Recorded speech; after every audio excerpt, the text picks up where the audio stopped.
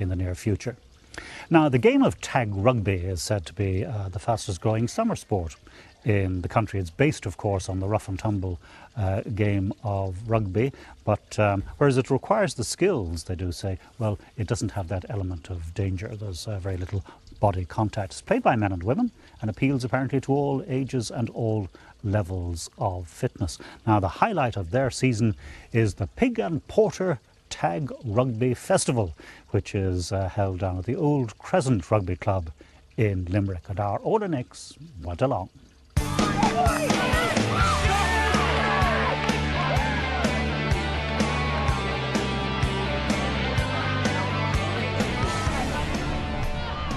Well, tag rugby is a hugely popular sport, and I think it's only fitting that an event like this, the largest tag rugby festival in the world, takes place in Limerick, a sporting city famed for its love affair with the oval ball. And the Pig and Porter really epitomises everything that is great about Limerick. All the visitors from all over the country here get a great sporting welcome. There's a wonderful festival atmosphere around the city, and I think everybody has really, really good fun. They have a great time, and that's the impression of Limerick that they get when it's all over. The home of the Pig and Porter Tag Rugby Festival is Old Crescent Rugby Club, which has a great tradition in rugby since its foundation in 1947. And it is the members of the club's third team who are the creators of the successful world-class event, now in its 8th year. Back in 2002, we won the All-Ireland League Junior 2 Championship. And as a celebration, as a club celebration, we decided we'd have a day out. So we decided we'd have tag rugby here. So we had 12 teams. We barbecued a pig, and we had a couple of kegs of Guinness, and we had a great night. And our friends came, and we had a cracking night. And then 6 months later, people were saying, like, well, are you going to do that again next year? So we opened it up a bit further, and we had 25 teams the second year. And we had the barbecue, the pig, and the porter, and everything. And it's just mushroomed from there. ITRA, the Irish Tag Rugby Association, we've been involved with them running the event here for the last 6 years. They're an integral part of the setup at the moment. Simon Bewley and his team, he's got 30 referees here today from all over the country. He's got 10 venue managers here from all over the country. ITRA bring a level of professionalism to this that makes this whole thing run.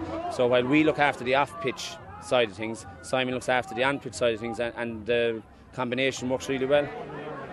The games here today last 15 minutes straight through. There's no half time, and there's 7 people on the pitch at all time. For the social grades, there must be 3 female members on the pitch at all time, and there's a big encouragement in tag rugby to involve the females. A male try is worth 1 point, whereas a female try is worth 3 points. So the teams will go out of their way to score female points, especially if they're a few points behind. They'll try and get their girls to score. On the girls! The game of tag in itself, the beauty about it is that you both men and women playing it. So it's very inclusive, and it's for all shapes, sizes, all levels of fitness, all levels of ability. So everybody's involved, and there's great crack, and everybody has a smile on their face from start to finish. The players wear tags on their shorts, and when you're tagged, the play stops and recommences again. Tags just after getting so much bigger in the last couple of years, and you meet new people and get to socialise, and you also get to stay fit during the summer when you're not doing anything else, and everyone just gets to get out and have a laugh, enjoy themselves over the summer. It's really good fun. It's men and women playing together. It's very inclusive of everyone when the men pass us the ball. When the men pass us the ball. Yeah.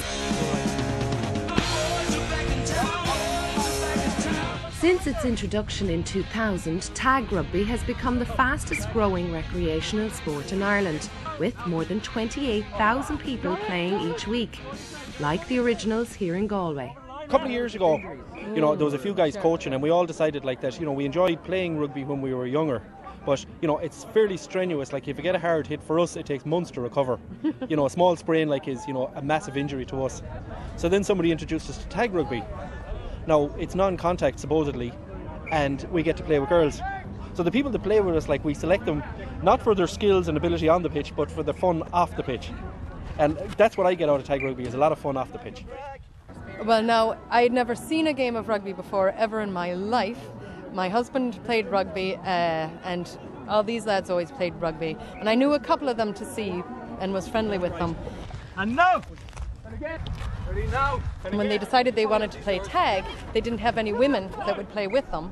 So they kind of looked over at me, and I said, sure, I'll give it a go, and brought a couple of my friends that play hockey with me. So we had a team I think all of us were kind of over 45 the first year we played it, and we had a great time.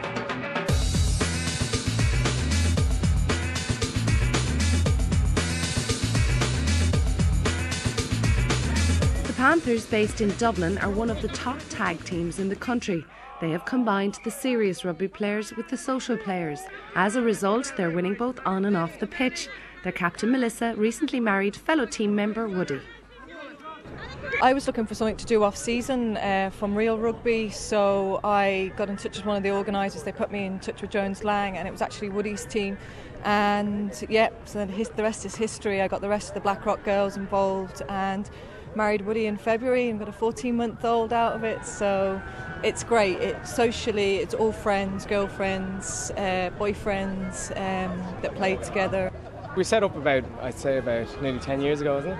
And just gradually, built up our team and stuff over the course of, 10 years. Now we've got 3 teams, and then the Pig and Porter down here in Limerick will be really important to us, and we've come down for the last number of years, and we've been lucky. We've won it the last 3 years. 3 years. Yeah. So we're targets at the moment down here. Everyone wants to beat us, but we love it. It's one of the best festivals there is. Sport is a major part of our tourism strategy, and indeed for Limerick and the Shannon region. That's why Shannon Development is supporting it as part of its major tourism strategy, and it's worth in excess of about 55 million a year for Limerick and the Shannon region, and I think it just shows what volunteerism can do, and it's actually what Limerick does best, people working together for one another and doing what they love, which is playing rugby and having a bit of fun around that. We have sat down, we've gone about our business to make sure that when people come in here, that we look after them. The emphasis is on people enjoying themselves and people coming, having a good day out. We try and look after the people as best we can. From the third team point of view, we probably have about 40 people here today on a voluntary basis. We all have the crack, and there's a lot of work leading into this in the last couple of weeks, and we enjoy it. We actually enjoyed it at this stage. It's something we're very proud of, and we just hope that we can keep it going into the future. No 4 in a row for the Panthers, as the Limerick Exiles are the 2009 winners.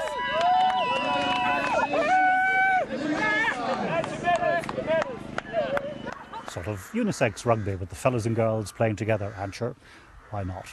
That ends the programme for this evening. Do join us again at the same time on Friday next, when we'll be looking at and hearing something of the music in our lives. Until then, from Ard Patrick and from all of us on your nationwide team, a very good evening to you.